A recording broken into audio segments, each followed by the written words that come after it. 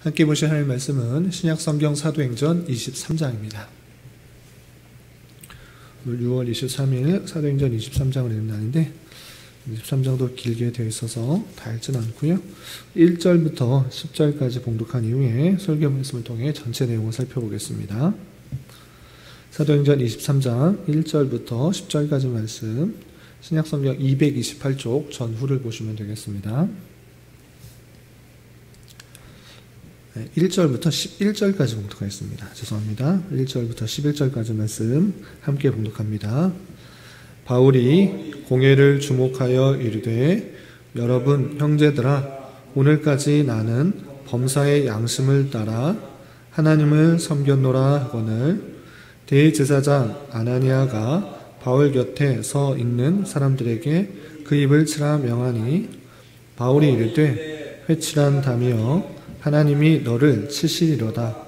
내가 나를 율법대로 심판한다고 앉아서 율법을 어기고 나를 치라 하느냐 하니, 곁에 선 사람들이 말하되, 하나님의 대제사장을 내가 욕하느냐? 바울이 이르되, 형제들아, 나는 그가 대제사장인 줄 알지 못하였노라. 기록하였으되 너의 백성의 관리를 비방하지 말라 하였느니라 하더라. 바울이 그중 일부는 사두개인이요 다른 일부는 바리새인인 줄 알고 공회에서 외쳐 이르되, 여러분 형제들아, 나는 바리새인이요 또 바리새인의 아들이라. 죽은 자의 소망 곧 부활로 말미암아 내가 신문을 받노라. 그 말을 한즉 바리새인과 사두개인 사이에 다툼이 생겨 무리가 나누어지니, 이는 사두개인은 부활도 없고 천사도 없고 영도 없다 하고 바리새인은 다 있다 함이라. 크게 떠들세 바리새인 편에서 몇 서기관이 일어나 다투어 이르되, 우리가 이 사람을 보니 악한 것이 없도다. 혹 영이나 혹 천사가 그에게 말하였으면 어찌하겠느냐 하여 큰 분쟁이 생기니, 천부장은 바울이 그들에게 찢겨질까 하여 군인을 명하여 내려가 무리 가운데서 빼앗아 가지고 영내로 들어가라 하니라. 그날 밤에 주께서 바울 곁에 서서 이르시되, 담대하라. 내가 예루살렘에서 나의 일을 증언한 것 같이 로마에서도 증언하여라 하리라 하시니라. 아멘. 네, 감사합니다. 오늘 말씀 읽기 본문은 사도행전 23장입니다.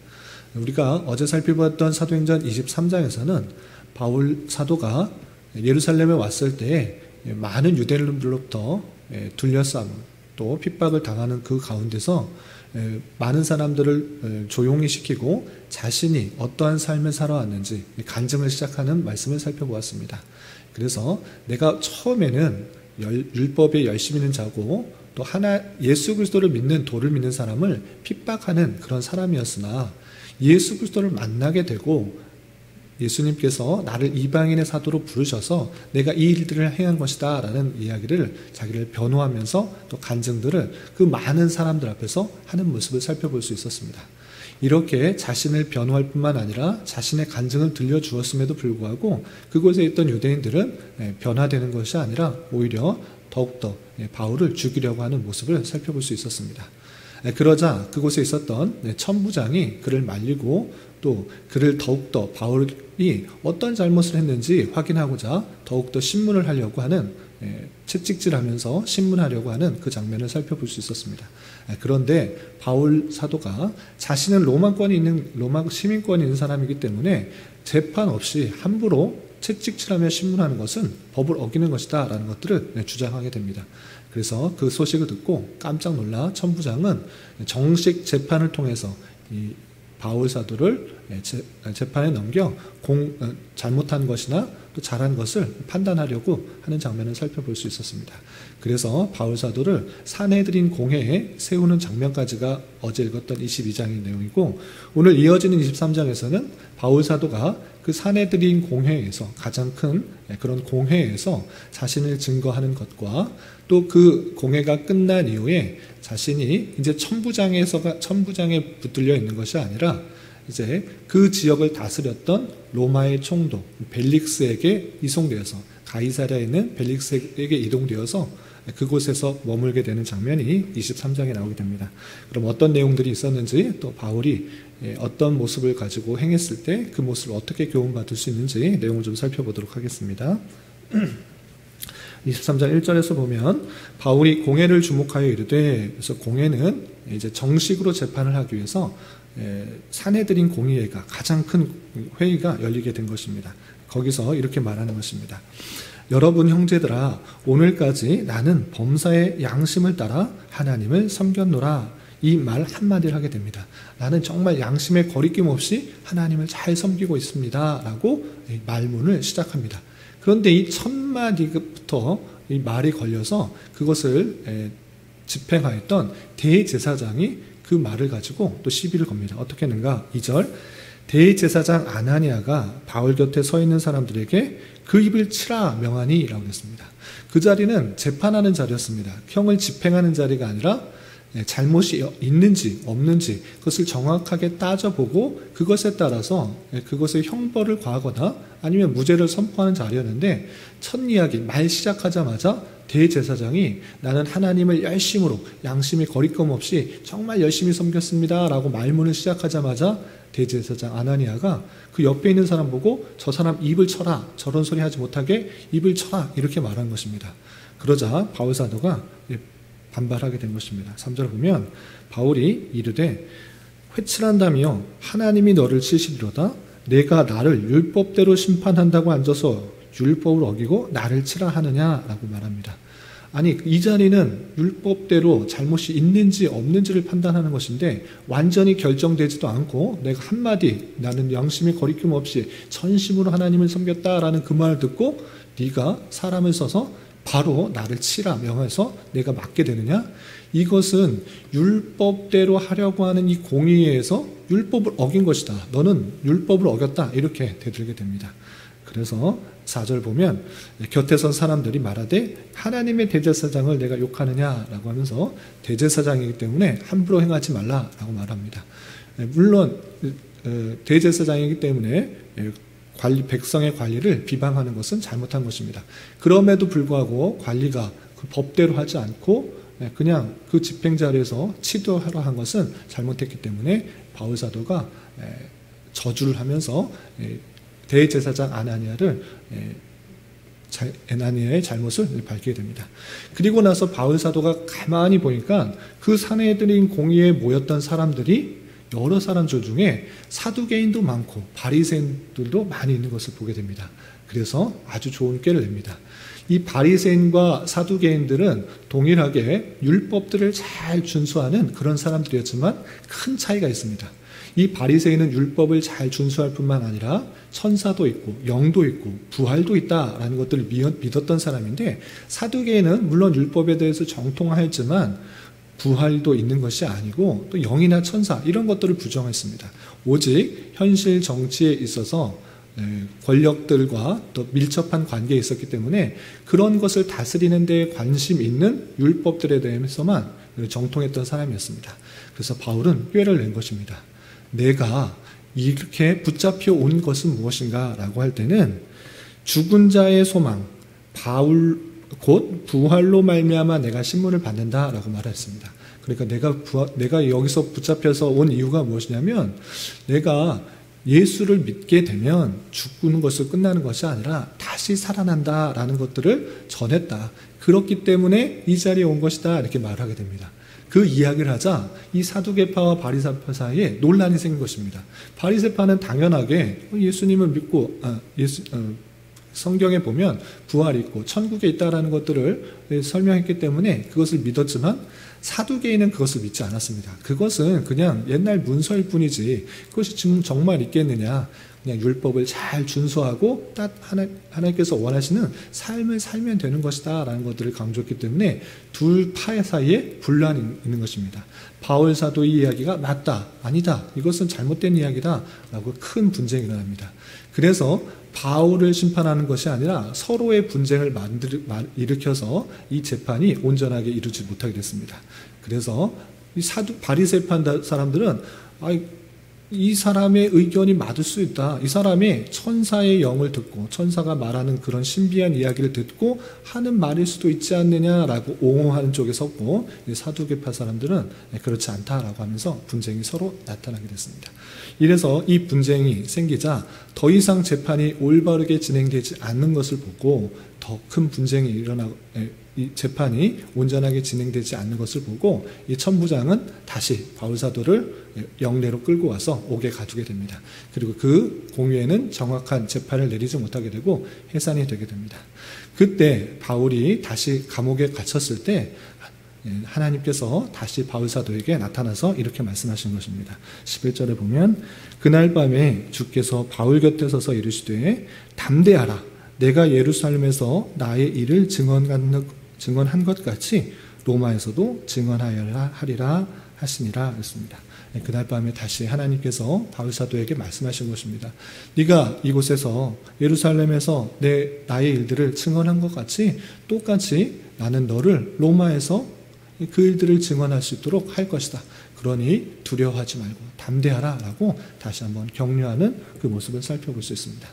그리고 나서 어떤 일이 있는가, 12절부터 마지막 35절까지 내용을 보면,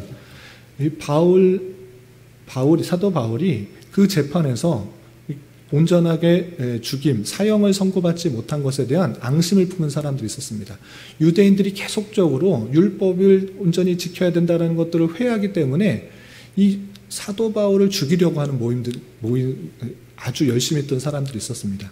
이른바 내가 사울이 죽지 않는 것을 보고서는 먹지도 않겠다, 아무것도 먹지 않겠다라고 그렇게 결정할 정도로 내 바울을 꼭 죽이고야 말겠다라는 그런 아주 열성적인 사람들이 있었습니다. 그러한 사람이 한두 명 있는 것이 아니라 약 40명 정도 되는 사람이 나는 바울이 죽는 것을 보기 전까지는 먹지도 않겠다라고 하면서 그를 해하려고 아주 작정한 사람들이 나타났습니다. 그래서 바울이 다시 한번 감옥에서 나와서 공회에 옮겨질 때 그때를 노려서 재판이고 뭐고 없다. 나는 그를 죽이고만 말겠다. 정통 율법의 내용들을 어기고 회하고 혼란스럽게 말하는 그 사도 바울은 내가 반드시 죽여야겠다라는 그런 사생결단을 한 40여 명 사람들이 그때를 노려서 죽이려고 하는 그 꾀를 내게 됩니다. 그런데 이 이야기를, 이 꾀를 누가 들었느냐? 바울의 생질, 바울의 조카가 듣게 됩니다. 바울을 죽이려고 하는 40명의 사람들이 있다는 것을 가지고 얼른 그 바울의 조카는 바울에게 감옥에 찾아가서 알려주게 됩니다. 바울이요, 지금 당신을 죽이려 하는 사람들이 정말 40명이나 되는 사람이 숨어 있습니다. 당신이 다시 공회로 나갈 때 재판이고 뭐고 없이 그냥 죽일 것입니다. 이 이야기를 하게 됩니다. 바울 사도가 이 이야기를 듣고 천부장에게 말하게 됩니다. 천부장이요, 내가 지금 정당한 로마 시민권을 갖고 있는데 정당한 재판 없이, 공회된 재판 없이 지금 40명이나 되는 그런 사람이 나를 죽이려고 지금 숨어 있습니다. 내가 밖으로 나가게 될 때는 반드시 당신이 지키는 사람과는 상관없이 죽게 될 수도 있습니다. 이러니 나를 온전히 지켜주십시오 라는 것들을 알려달라고 하게 됩니다. 그래서 바울사도가 그 이야기 그리고 그것들을 조카와 함께 천부장에게 알려주게 되고, 천부장은 그 소식을 알게 되고 그 이야기를 듣게 되고 여기에 있으면 안 되겠다라는 것을 알게 됩니다. 내가 사람들을 데리고 있지만 정말 죽이려고 달려든 사람들을 지킬 수 없다라고 생각을 해서 내가 다스릴 것이 아니라 이 지역을 다스리고 있는 로마의 총독, 이 벨릭스에 가서 이 사람에게 안전을 지켜주려고 해야겠다라고 생각을 하게 됩니다. 그래서 이 천부장은 그 바울의 조카인 청년을 돌려보내고 아무에게도 말하지 말라고 하고, 그날 밤에 천부장은 백부장을 불러서 밤 제3시에 가이사랴까지 갈 보병 200명, 기병 70명, 창병 200명을 준비해가지고 그날 밤에 사람들 완전히 호위무사로 완전히 둘러싸서 어떤 사람들도 공격하지 못하게, 죽이지 못하게 호위하면서 이 예루살렘에서 가이사야에는 벨릭스 총독에게 가게 됩니다. 그리고 이 벨릭스 총독에게 가서 정당하게 재판을 하고 또 이 사람을 로마 시민권 있는 사람이기 때문에 보호할 수 있도록 이야기를 하고 또 정당한 방법을 통해서 이 사람을 지켜달라고 요청하면서 이 벨릭스 총독은 바울 사도를 받고 그 이야기를 다 전해 듣고 헤롯궁의 안에 있는 그 곳에서 바울을 가둬두게 되는 그 장면까지 나오게 됩니다. 이 모습이 오늘 23장에서 나오는 이야기인데 이 말씀을 통해서 생각해 볼 것이 무엇인가 좀 교훈 받았으면 좋겠습니다. 그것은 무엇이냐라고 할 때 바울 사도가 여러 가지 어려움과 환난 그런 속에 있음에서도 불구하고 하나님께서는 그를 지켜보아하시고 그에게 격려하시고 또 인도해 주시는 그 손길을 바라볼 수 있는 것입니다. 그 공회에서 또 어렵고 힘든 그런 상황 속에서 감옥에 갇혔을 때 다시 한번 하나님께서는 바울에게 찾아와서 두려워하지 말라, 담대하라. 너는 예루살렘에서 죽을 것이 아니라 로마에 갈 것이다. 그리고 로마에서 내 증언들을 하게 될 것이니 너는 여기 있을 때 두려워하지 말고 담대할 것을 격려해 주시는 말씀을 볼 수 있었습니다. 그리고 40명의 결사대가 그를 죽이려고 해하려는 그 모든 소식들을 들었을 때 그것에서 하나님께서는 특별한 호위무사들을 또 많은 경계병들을 세워서 이동하여서 안전하게 가이사랴까지 이동하는 그 모습을 살펴볼 수 있습니다. 이 말씀을 통해서 하나님께서는 때때로 성도들이 삶을 살아가는데 어려움과 환난을 만나게도 하시지만 거기서 완전히 버리시는 것이 아니라 때에 따라서 그 환난에서 피할 길을 허락하여 주시고 또 그 어려움과 환난 속에서 만나주시는 하나님을 우리는 생각해 볼 수 있어야 될 것입니다. 우리가 삶을 살아갈 때 항상 하나님과 동행하면서 살아가고 싶지만 때때로 느껴지지 않을 때가 있고 하나님께서 원하시는 것들이 무엇인지를 잘 모르게 느껴질 때도 많이 있습니다. 그러나 그 환난 속에서도 그 어려움 속에서도 하나님을 찾고 부르짖고 또 하나님께 나아갈 때 하나님께서는 신실하게 만나주시고 또 알려주시고 깨닫게 해주셔서 내가 해야 될 일들을 알게 하여 주실 뿐만 아니라 그 사방으로 우겨싸움을 당하는 그런 모습 속에서도 정말 죽을 것 같은 그런 상황 속에서도 하나님께서는 때에 따라 사람을 붙여주셔서 그 길을 피하게 하시고 안전하게 지켜보아 주신다라는 사실들을 잊지 말아야 될 것입니다. 시편 23편의 그런 다윗의 고백처럼 사망의 음침한 골짜기를 지날지라도 우리가 두려워하거나 낭망하지 않을 것은 하나님께서 택하신 백성들은 하나님께서 신실하게 지켜보아여 주시고 또한 때에 따라서 공급해 주시고 또 인도해 주실 것이라는 그런 믿음 때문에 우리가 담대하게 나아갈 수 있는 것입니다. 이런 말씀을 대하면서 현재 우리가 당하고 있는 또는 앞으로 만나게 될 다양한 어려운 환난 속에서도 낭망하지 말고 또 좌절하지 말고 하나님께서 하나님의 방법으로 우리의 기대와 우리의 생각과는 다를지라도 하나님의 방법대로 그 성도들을 신실하게 이끌어 나가서 하나님의 뜻을 반드시 이루신다라는 사실들을 기억하며 힘을 내야 될 것입니다. 바울 사도를 통해서 하나님께서는 로마에도 복음을 전하는 그 뜻을 계획하셨습니다. 바울 사도는 그냥 평범하게 로마에서 가서 복음을 전하는 것을 계획하고 또 기대했지만 하나님께서는 다른 방법으로 또 사용하셨다는 그 모습을 보게 됩니다. 그런 것처럼 하나님께서 하나님의 뜻을 이루시는 데 있어서 우리가 우리 계획과 뜻이 아닐지라도 하나님의 뜻은 반드시 이루어질 것이라는 기대를 가지고 당장에 만나게 되는 여러 가지 어려움과 환난 속에서도 낭만과 좌절에 그치는 것이 아니라 또 하나님께서 또 때에 따라 공급해 주시는 힘에 따라 우리가 살아가고 또 하나님의 뜻을 이루는 방편으로 쓰여진다는 사실을 기대하고 나아가야 될 것입니다. 이런 은혜가 저와 여러분 우리 모두에게 있기를 진심으로 기원합니다. 기도하겠습니다. 하나님 아버지 감사합니다. 오늘 말씀을 통하여 바울 사도가 사내들인 공회에서 자신의 무죄함을 변호하는 것과 자신을 해하려는 사람들로 인하여 가이사랴 벨릭스 총독에게 이송되어 가는 모습을 살펴보았습니다. 이런 말씀을 대하는 자로서 믿음의 경주를 하다가 사방으로 우겨싸움을 당할지라도 하나님께서 늘 함께하여 주심을 믿고 의지하며 환난 중에서도 피할 길을 허락하여 주시고 내 생각과 방법대로는 아닐지라도 하나님의 선하신 뜻 가운데 가장 우리에게 필요한 방법으로 이끌어 가실 것이라는 것을 잊지 않고 오직 주님만을 의지하며 담대하게 나아갈 수 있는 자 되게 하여 주시옵소서. 주님, 6월은 선교의 달로 보냈습니다. 말씀의 여러 교훈에 따라 복음 전파의 사명을 잘 감당할 수 있는 교회 될 수 있도록 주님 은혜를 허락하여 주시고, 또한 세계 곳곳에서 복음 전파의 사명을 감당하는 이들을 위해서도 더욱더 관심 갖고 기도할 수 있는 자 되게 하여 주시옵소서. 주님, 교회 내 육체의 질병과 연약함으로 직장과 사업장의 문제로 가족의 전도와 또한 아이의 출산을 앞두고 주님께 간절히 부르짖며 나아가는 여러 지체들이 있사오니 주님 함께하여 주시고 응답하여 주시사 하나님의 때 하나님의 방법으로 가장 선하게 역사해 주신 하나님을 깊이 경험할 수 있는 기회 되도록 인도하여 주시옵소서. 특별히 주님께서 우리 교회에 보내주신 여러 세교들이 있사오니 주님 함께하여 주시고 진리의 말씀으로 힘을 얻고 위로를 얻어 교회에 잘 정착하게 하여 주시며 성도 서로에게 위로가 되고 힘이 되는 관계가 될 수 있도록 은혜를 더하여 주시옵소서. 이 시간 각자 간절히 간구하는 기도 제목 주님께서 들으시고 가장 선한 것들로 응답하여 주시옵소서. 예수님의 이름으로 기도 올리옵나이다.